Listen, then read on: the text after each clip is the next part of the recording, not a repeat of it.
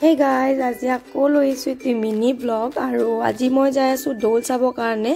ভাবিলো আপোনালোককো লৈ যাও মোৰ লগত আৰু আমাৰ ঘৰৰ ওচৰত দৌল যাত্ৰা হৈ আছে তো আজি দৌলৰ প্ৰথম দিন আজি হৈছে হোলিকা দহন আৰু এইফালে পথাৰত গুটে মানুহবিলাকে ৰৈ আছে ঘৰটো জ্বলাব কেতিয়া তালৈকে আৰু আমিও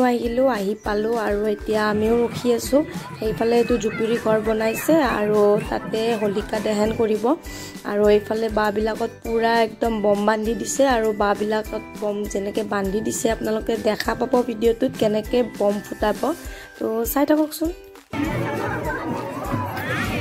আৰু এইফালে ৰাইজ প্ৰস্তুত হৈছে ঘৰটো জ্বলাবৰ কাৰণে আৰু বাবিলাকত গুটে বম বান্ধা আছিল যে হেবিলাকো ফুটাই আৰু সৰু পৰা আমি দেখি আহিছো এনেকে বম ফুটোৱা তো এবাৰো আহিলো চাবৰ কাৰণে আৰু ঘৰটো জ্বলি গ'ল হেফালে আৰু এইফালে পুৰা বমা ফুটি আছে একদম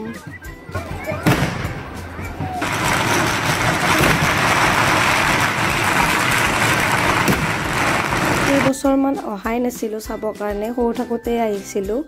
আৰু দেউতাৰ লগতে আহিছিলো আৰু এইবাৰ আহিলো আৰু বহুত বছৰৰ পিছত তো ভাবিলো আপোনালোককো দেখুৱাও তো চাই থাকক ভিডিওটো ঘৰটো জ্বলোৱাৰ আগতে গোসাইটো তালৈকে লৈ যোৱা হয় দৌল মন্দিৰৰ পৰা আৰু এতিয়া পুৰোহিতে গোসাইটো লৈ আহি আছে আকৌ মন্দিৰত স্থাপন কৰিব তো এনেকে আমি হেইফালে পথাৰখনত গুটে বম ফুটোৱা হৈ গ'ল আৰু মানুহবিলাকে ৰিটাৰ্ণ হ'ল আৰু এবাৰ অকনমান ডাঙৰকেও কৰিছে দৌল তো এইবিলাক ফাংচনো আছে ইয়াতে দৌলত তো এতিয়া গোসাইটো আকৌ মন্দিৰৰ ভিতৰত স্থাপন কৰিব পুৰোহিতে এনেকে লৈ আহিছে ভিতৰত সোমাই দিলে আৰু এতিয়া আমি ঘৰত যাব মা বৌহঁতৰ লগত আহিছিলো লগত হাজবেণ্ডো আহিছিলে তো বেছি সময় থকা নাই অকনমান টাইমৰ কাৰণে আহিছিলো তো এতিয়া যাও আপোনালোকে ভিডিওটো চাই কেনে পালে জনাব আৰু বাই বাই